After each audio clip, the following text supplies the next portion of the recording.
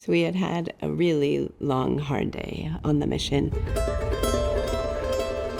It was our last day of seeing hundreds and hundreds of patients. You know, the women who come, they're walking like 10 miles a day. They're trekking through with their kids, and you got the one in the front, and you got the one in the back, and two in the hands. And we couldn't not see the last patient who had walked this long way, wait in line, finally get seen by us. And so it had been late. Abby and I were standing there and felt the heaviness, not only the heaviness of the day, but the heaviness of what we were feeling the Lord asking us. We felt like in that moment, after seeing those women and entering into the mess with those women, we just kind of looked at each other and we felt like the Lord was saying, now is the time to do dignified healthcare back home. It's not going to look like Ayurveda Peru.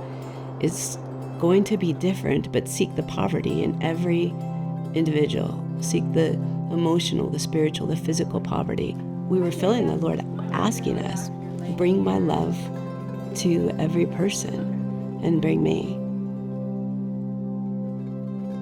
We had been working in corporate medicine for our whole careers, and we had seen the loss of the person in so many ways, and we want to change lives, to change a culture. We knew that if we were going to actually open a Catholic pro-life clinic, that we wanted and needed the Archbishop's approval.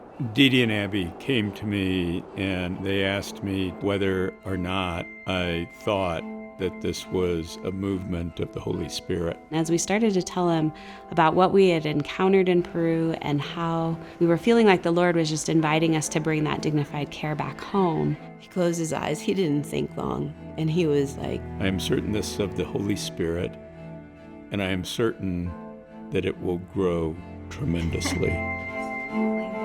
And it was very much this is going to be big. You don't know how big this is going to be. When you've got something really, really good that is rooted in the truth and in the dignity of the human person, it's going to explode. And we were like, yikes. That isn't necessarily what we were thinking. We were thinking just a little practice caring for women in the suburbs of Denver. So Bella began just as a comprehensive obstetrics and gynecology women's clinic. And so as a nurse practitioner, my first days were just taking care of women. I never would have thought that it would be the place that it is now. And since 2017, we added family medicine, internal medicine, geriatric care, pediatrics, functional medicine, specialty services, infertility. And so we now take care of men, women, children across the lifespan with comprehensive medical care. And we do all of this with the love of Jesus. I often talk to our staff and I often explain that yes, Bella is 100% a comprehensive medical practice, but at the same time, we're a ministry. And so when we say we're more than just medicine, we're a mission, that mission is to get souls to heaven. Love is the universal language. Just by loving the person in front of you, encountering them, knowing their story. Every person has a story. Every person has been through their own battle of some kind, and we get to enter into that battle with them.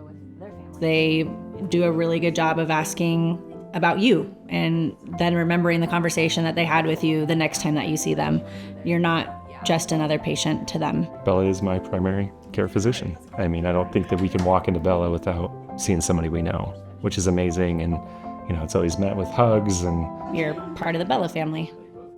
The first moment I found out that I was pregnant, Vince was at work. So then I went to our grocery store that was 2 minutes down the street, bought about 3 more tests, took all those just to make sure, and pregnancy was going well. We had our 20-week anatomy scan, noticed that she was growing a little bit on the smaller side. Went in for my 24-week appointment just before Thanksgiving and noticed that I had next to no amniotic fluid.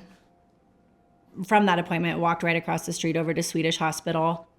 So we had her, and then she was a little fighter for 5 days and ended up passing away in the NICU. It was a lot of the why me, why us. But we couldn't have gotten through it without Abby and Bella. They brought us dinner. I think they called us every other day, if not every day, to double check on us. They didn't stop caring. We decided we still wanted to grow our family and started to go down through a lot of research paths, get a lot more testing done.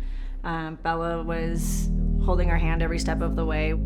Found out that we were pregnant again and got introduced with Dr. Baskol, and she answered all of my silly questions. She validated and supported and listened to all of my fears. We just took it 1 week at a time, said a lot of prayers. We asked for a lot of prayers. We received a ton of prayers, and I firmly believe that she would not be here without all of that.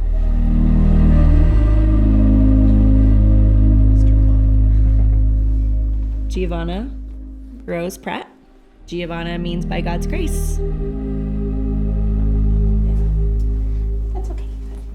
She's doing good. Doing her own thing.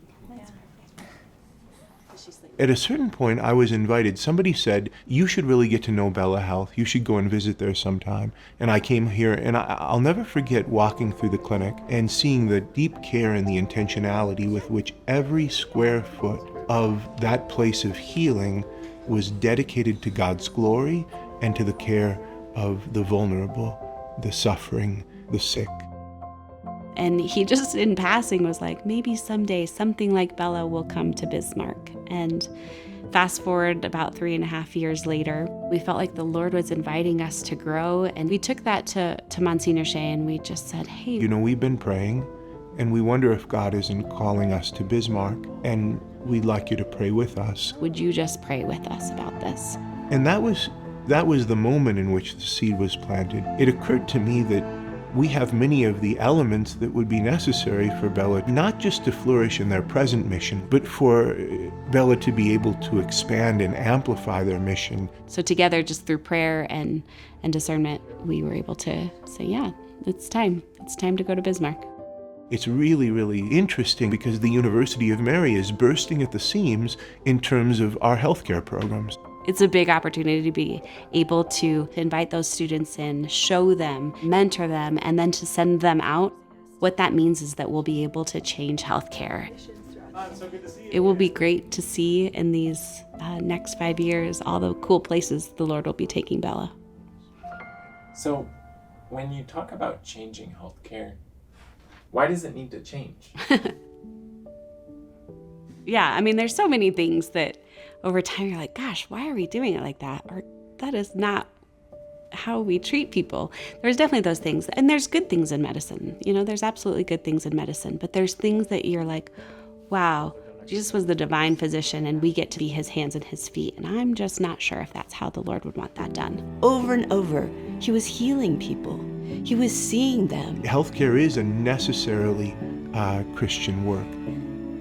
This insight of Christians into the application of charity, no matter if it was profitable or not, as long as there was need, the Christians showed up and they wanted to meet that need. And so as a result, the refrain that convinced the whole world was this refrain: see how they love one another and see how they love us. There is.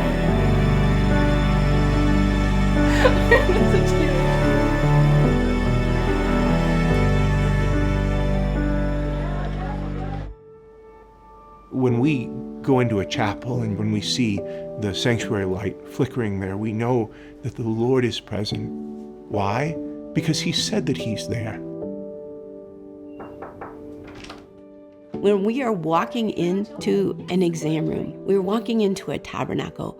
You know that Christ is there for the same reason, because he said so.